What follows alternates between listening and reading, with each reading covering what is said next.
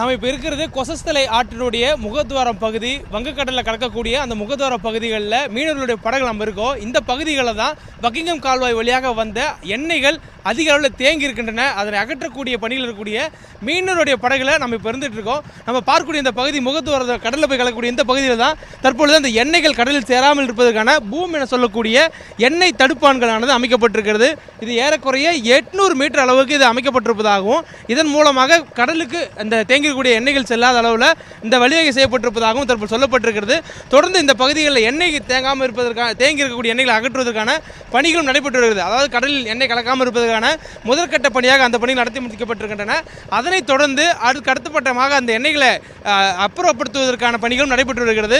நாம் பார்க்கக்கூடிய இந்த கரையோர பகுதியில் முழுவதுமே இந்த கொசஸ்தலை ஆற்றின் வழியாக கடலுக்கு செல்லக்கூடிய மீனவ கிராமங்கள் இந்த எண்ணெயானது கடந்த 7ஆம் தேதி அன்று கண்டறியப்பட்டிருக்கிறது.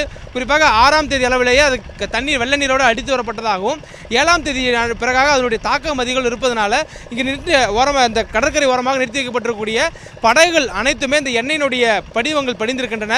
எண்ணெய் படிந்து மட்டும் இல்லாமல் அந்த நிலப்பரப்பிலும் கூட நம்மால் பார்க்க முடிகிறது. வழக்கமான அந்த கடல் மண்ணுடைய மஞ்சள் நிறம் மாறி அந்த கடற்கரை ஓரம் இருக்கக்கூடிய அந்த மணல் மூலமாக, அதாவது இந்த தண்ணீர் பட்ட பகுதிகள் முழுவதுமே ஒரு கருப்பான நிறத்தில் இருக்கக்கூடியதை பார்க்க முடிகிறது.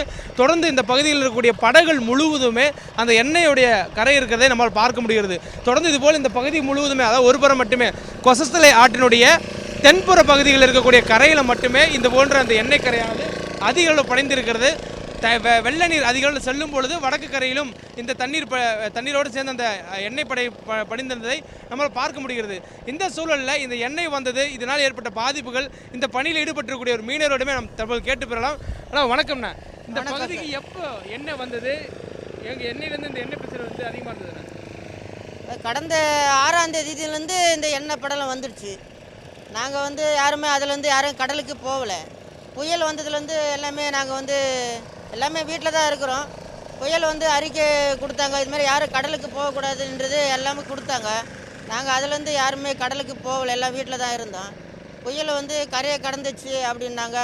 சரி, எல்லாம் மீனவர்கள் எல்லாம் நாங்கள் கடலுக்கு போகலான்னு எல்லாம் கிளம்பி எல்லாம் பொருள் எல்லாம் வலை எல்லாம் போட்டு இதெல்லாம் நாங்கள் ரெடி பண்ணி வச்சுருக்கோம். வெடிகாலம் நாங்கள் மறுநாள் வெடிகாலம் கடலுக்கு போகிறதுக்கோசம் ரெடி பண்ணி எல்லாம் வச்சுருந்தோம்.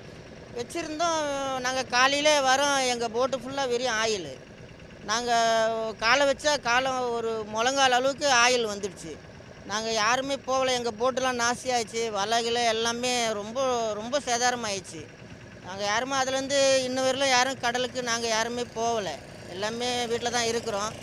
இந்த எண்ணெய் அதிகம் வந்ததுனால எங்களுக்கு மீனவர்களுக்கு ரொம்ப பாதிப்புனாக்கா என்ன சொல்கிறதுனே தெரியல. அதிகமான எங்களுக்கோட பாதிப்பு, வாழ்வாதாரமே முற்றிலும் அழிஞ்சு போச்சு. எங்களுக்கு நாங்கள் என்ன செய்வதுன்றது இப்போ தெரியாமல் இருக்கிறோம். எண்ணெய் வந்ததுன்னு சொன்னீங்க இல்லையா? எவ்வளோ உயரத்துக்கு அந்த எண்ணெயோடைய அளவுகள் வந்திருந்தது? அது வீடுகளுக்குள்ளே வந்திருந்ததா, இல்லை உங்களுடைய ஆற்று கரையோரம் மட்டும்தான் இருந்ததா?